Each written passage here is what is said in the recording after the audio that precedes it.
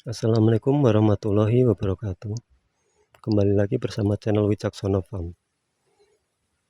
Kali ini kita akan membicarakan tentang bagaimana cara petani itu dalam mencukupi kebutuhan sehari-hari. Padahal kita tahu kalau dalam dunia pertanian itu kita sebagai petani itu mendapatkan hasilnya itu waktunya cukup lama, guys. Jadi mungkin itulah yang membuat orang-orang yang awam dalam dunia pertanian yang mungkin sebenarnya ada minat untuk menjadi petani tapi tidak jadi ya karena takut itu tadi, khawatir tidak dapat mencukupi kebutuhan hidup mereka.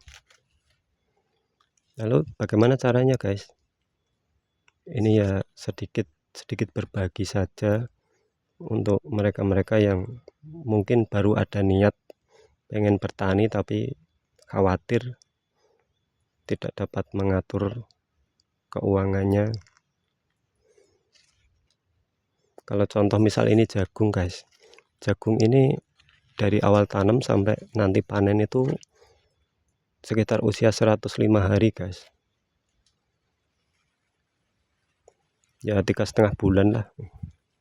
Ya pastinya kalau kita jadi petani kan bisa dibilang kita tidak punya penghasilan harian ataupun bulanan, guys. Ya terus bagaimana cara kita mencukupinya? Kalau saya, guys, caranya begini, guys.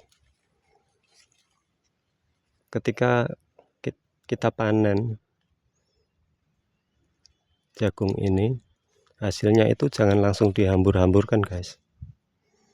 Cara Jawane iki dipating-pating, dipilah-pilah, mana kebutuhan yang besar-besar, mana kebutuhan yang kecil-kecil harus bisa kita bedakan, guys.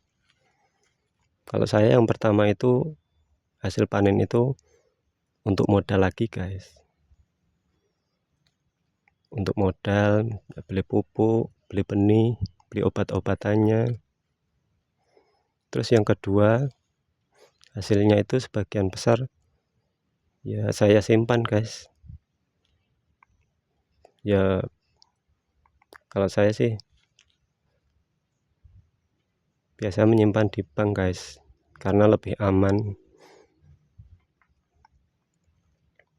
Kalau cuma kita simpan di dompet itu kan pikiran kita itu selalu tergoda untuk mengambilnya kembali, guys. Kalau di bank kan ya kalau jauh kan ya agak malas juga, guys. Jadi bisa awet gitu. Atau bisa juga kita belikan hewan ternak diinvestasikan gitu, guys. Misal kambing itu yang agak terjangkau. Ya, sebenarnya kalau daripada ditabung di bank itu sebenarnya lebih bagusan diinvestkan buat beli kambing misalnya, guys. Kenapa kok begitu? Karena kambing itu kan bisa beranak, guys. Jadi uangnya bisa nambah nantinya. Cuma kalau dibeliin kambing itu ya ada resikonya, guys. Namanya hewan ternak, hewan hidup. Ya resikonya itu ya kalau hewan itu mati otomatis tabungan kita itu ya zong, guys, hangus. Beda kalau di bank kan aman gitu aja. Lalu yang ketiga, sebagian lagi dari hasil panen itu ya disimpan di dompet saja, guys. Jadi sewaktu-waktu ada kebutuhan bisa diambil. Terus misal ada pertanyaan, emang bisa cukup kalau cuma sebagian saja yang disimpan di dompet gitu? Ya caranya kita tidak hanya menanam jagung, guys. Kita juga menanam pisang. Beberapa contoh pisang yang biasa ditanam di sini misalnya pisang kepok Banjar, guys. Kelebihan dari pisang ini yaitu harganya lumayan bagus, guys, lumayan tinggi. Tapi kekurangannya itu waktunya tuanya itu lama banget, guys. Jadi harus sabar. Ada juga pisang gintung, guys. Kelebihan dari pisang gintung ini ya tuanya lumayan cepet guys. Kalau sudah tua bisa dijual ya untuk nambah-nambah buat memenuhi kebutuhan. Terus ada lagi pisang biar guys, ini atau biasa disebut pisang tanduk. Kelebihan dari pisang ini waktunya tua itu cepet guys. Mungkin dari sekian banyak jenis pisang yang paling cepet ya pisang biar ini, bisa cepat dijual untuk memenuhi kebutuhan sehari-hari. Terus ada juga pisang raja nangka guys. Kalau yang ini sudah tidak usah dijelaskan lagi.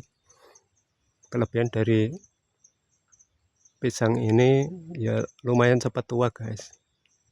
Kalau sudah tua bisa untuk dijual, untuk menambah-nambah buat mencukupi kebutuhan sehari-hari, atau kira-kira kalau tidak laku dijual ya misal kecil gitu kan ya bisa dipetik terus diperam, bisa untuk buah sendiri ya nggak apa-apa guys, atau untuk digoreng, bikin pisang goreng, atau bisa untuk buat keripik pisang gitu kan ya nggak apa-apa.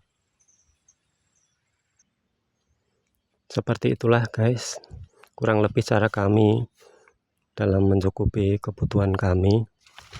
Ya selain menanam jagung, kami juga menanam pisang untuk nambah-nambah. Ya kalau soal cukup atau enggak cukup itu ya tergantung dari kita masing-masing guys. Bagaimana cara kita mengatur keuangan gitu aja. Dan setiap orang mungkin punya cara yang sendiri-sendiri. Saya rasa cukup segitu saja ya guys.